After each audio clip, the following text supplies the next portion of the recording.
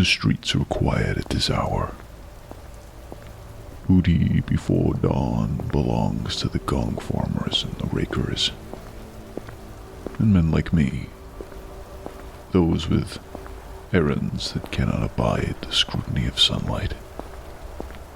I walk with purpose, my steps measured, savoring the cold bite of the morning air against my face.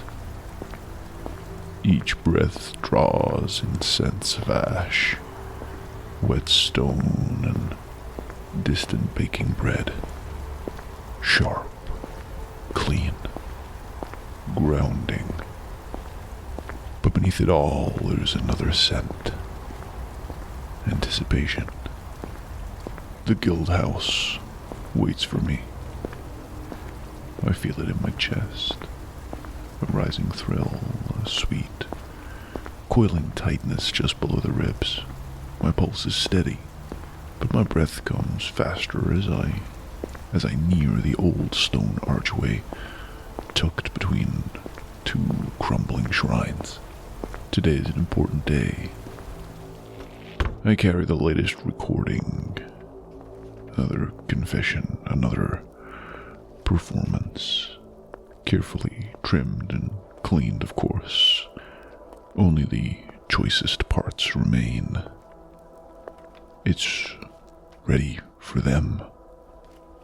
They haven't published any of my work yet, of course, but I know they're listening. Whether they believe it is real or not, whether they think me a hoaxer or a herald, I know they're listening. I know they're watching. I can feel it. The grapevine has long been the Empire's secret eye, masked as satire and gossip, but older than any of its readers know. Older than the coalition of printers, even. It has teeth buried deep in old forgotten places. They've burned plenty of fools before, but they know better than to ignore me forever. I think this one they'll be forced to respond. I make my way inside, relishing the hush of the guild house, the soft scratching of the quills, the dry shuffle of paper, the scent of beeswax and dust, the trappings of power dressed in rags. At the far desk, I present my parcel, velvet wrapped, tied with twine dyed in a specific shade of saffron. Not my name on the label, of course, that would be far too crude. Instead, the address is written in the old imperial code. Subtle, elegant, once used by the Empire's whispermen to ferry missives across continents without detection. It's a beautiful thing, really. The ciphered script includes false addresses, reference to trade accounts that no longer exist, and encoded instructions for the postmasters along the route. It will pass through 4 cities, be redirected under 3 aliases, and change hands at least 6 times before it reaches them. They'll know when it arrives, of course, they always do. It's part of the game. Someone with enough time and coin and obsession could follow the trail back to me, of course. And I rather hope that someone tries. Special handling, I murmur to the clerk, slipping a small silver coin onto the counter. He nods, saying nothing as he marks the parcel with a curious little stamp. An empty eye. That's it. Scent. I can already feel the hunger stirring inside me, the thrill of being seen. I take my time, pulling the latest editions of the Grapevine from the rack, fingers trailing over the brittle pages like a lover's touch. I scan the headlines, the columns, the footnotes. Nothing, of course. Still nothing. My heart beats a little faster. Not from anger, but from delicious frustration. They've been holding back. I can feel that. I know they're listening to every breath on those crystals. I'm in their minds already. I pick up the new Amedouin. Only the gods know why, and I catch the desk clerk shooting a disgusted gaze my way. I smile playfully. I hear they copied the Grapevine's panel stories. I was curious. I got a real thing for that Sralox character. She smiles back, but the smile doesn't reach her eyes. And I continue perusing the subversive sheet. Now, just entirely out of spite. I'm just about to close the paper. Columbo, the People's Detective. Now that's a joke. What crimes would he be investigating? Oh, corruption in the guard, graft in the guilds, cupidity in the courts. I suppose I could have guessed. As I turn to leave, I hear it. Master Ironson. I pause. The voice belongs to one of the senior guild officers, an olden man, pale as candle wax, his robes trimmed with midnight blue. He approaches with the slow gravity of one used to delivering unpleasant surprises. A letter for you. Producing an envelope sealed with green wax, the mark of House Varen. Her mother. Curious. She's never written to me directly before. Always through her daughter, always with her daughter. I take the letter, feeling the fine weight of the paper, the sharpness of the crest's impression. This is not an ordinary note. I slide it into my coat, offering the clerk a polite nod as I step back into the morning fog. The streets are still quiet, the city still half asleep, but my mind is already racing ahead. What do they really want, the Varens? Not love, not virtue. Leverage.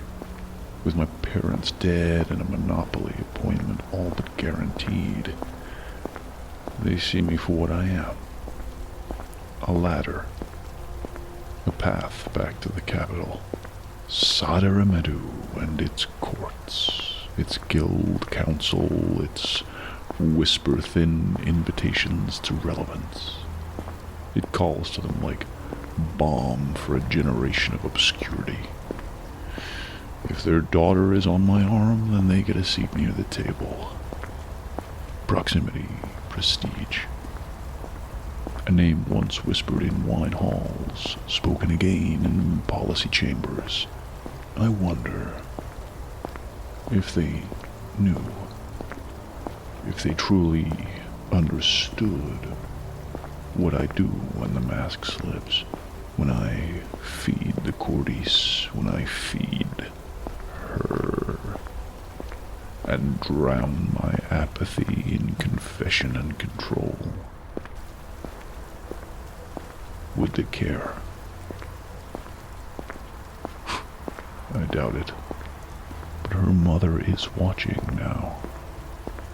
She is prying at the edges of my narrative, nosing around where she shouldn't. How delightful. I won't rush. The letter sits heavy in my hand as I walk, its fine weight pressing against my fingertips. Thick, expensive paper, perfumed faintly with some citrus and lily concoction favored by high society widows. Her mark glistens in the wax.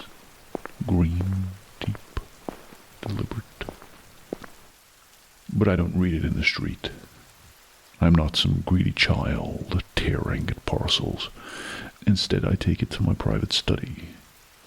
The one with the iron latch, the thick curtains, the bottle of black plum brandy waiting by the hearth.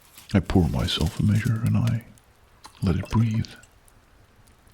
Then, only then, do I break the seal. Slowly, the wax snaps with a satisfying little crack. I unfold the letter with care, running my fingers along the grain of the paper, admiring its texture, the weight of the ink. And then I begin to read aloud, savoring every syllable like a vintage wine, letting it roll from my tongue. My dearest future son. I pause, letting the sweetness linger, tasting the thick syrup of false affection, its delightful possessiveness, and I really can't help but smirk. I hope this letter finds you well, though I must confess it is with a somewhat heavier heart than usual that I write. Oh, I can feel the weight already. I murmur, swirling the brandy lazily. It has been brought to my attention, quite without my seeking, you must believe. I chuckle. That certain unsettling rumors have begun to circulate regarding your recent sojourn beyond the bounds of our dear Rudy. There it is. I pause again, delighting in the words she's chosen. The taste of indignation rises on my tongue, but I let it linger, letting it grow like a thorn, twisting just beneath the skin. Oh, I know how people talk, particularly in these quieter districts where every cough in the marketplace becomes a scandal before sunset. But still, I can't help but listen when the same tales return to me more than once. I click my tongue, amused. She does play her role well, I mutter, amused by the coyness. The "oh, I simply can't help myself" dance she's performing in ink. It seems word has traveled of an incident. Some speak of bandits, others of border disputes, and others still suggest that your injuries may not have been entirely accidental. Now that earns a true laugh. Not entirely accidental, I repeat aloud. You may imagine my concern. I take a slow sip of brandy, and I let the warmth bloom in my chest. I imagine it quite well. Of course, I would never presume to question your good judgment, nor your capacity to handle yourself in such matters. Still, as your future mother-in-law, and, dare I say it, your friend, I let that one hang in the air. And I cannot suppress a grin. I feel it only right to speak plainly. The knife slides in, velvet wrapped, but sharp all the same. You are to join our family, and with that comes a certain expectation. One not of perfection, but of prudence. I tilt my head, narrowing my eyes, letting a flicker of irritation simmer just beneath my amusement. Prudence. The world watches men of your station, and even the faintest whiff of impropriety can cling far longer than is fair. I hum low in my throat. Oh, I know how long such scents linger. You've always struck me as a man most adept at steering clear of such foolishness. A rare compliment, but delivered like razors hidden in cells. But in these trying times, even the wisest may stumble where they least expected. The brandy burns sweetly down my throat. Forgive my forwardness. But I would be remiss not to inquire. Should I be prepared for future whispers? I raise my eyebrow, entertained by the question. The way it coils with practiced innocence. Are there matters unresolved that might yet surface? Oh, she's good. Not too direct, not too soft. Just enough pressure to suggest she knows something, even if she doesn't. I admire the craft. I sit back, letting the letter fall to my lap, appreciating the rush of mingled emotions twisting through me. Irritation, yes. Indignation, naturally, but also something else. Pride. She plays the game so beautifully, but I still hold the stronger hand. I take another sip, let the brandy linger on my tongue. Well, I murmur to the empty room. I suppose it would be rude to disappoint.